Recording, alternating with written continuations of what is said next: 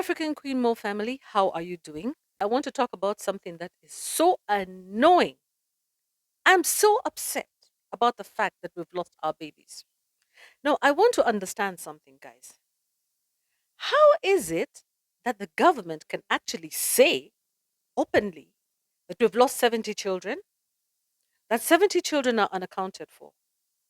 Do you know, right now we have a situation where the JKIA, the Jomo Kenyatta International Airport, was a no go zone today. There were no flights landing, there were no flights taking off.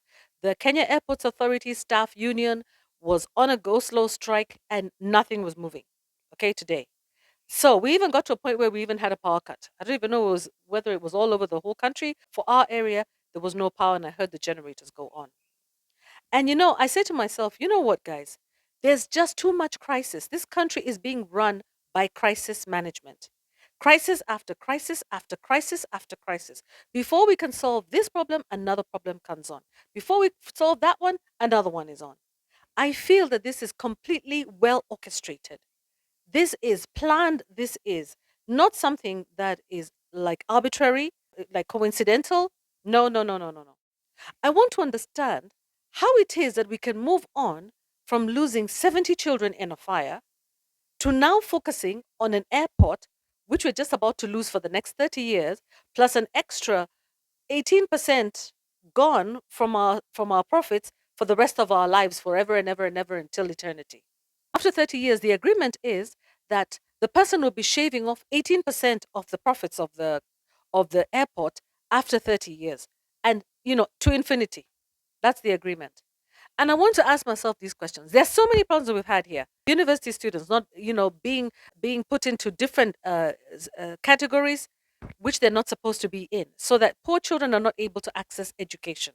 That was the first thing we dealt with. The next thing, the students. Okay, we're losing primary school students between the age of 9 to 13 years old at Endarasha Primary School. Then there were several other schools, Isiolo girls, okay, that went on fire. There was another school that also was went on fire, which was set alight by students. All right. And then after that, now we have the airport situation.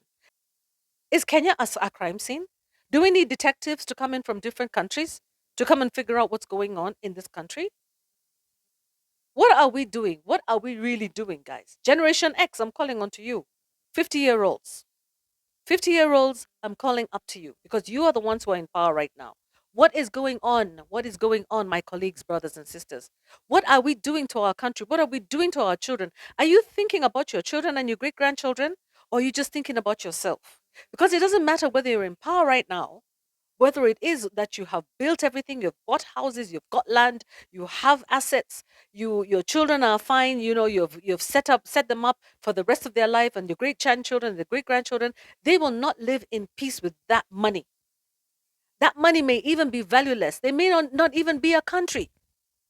By the time your children, you're leaving your houses and things to your children, but there may not be a country for them to live in. Have you thought about that? You cannot sell Kenya. No, no. Our great grandparents fought for this country and we will continue fighting for it.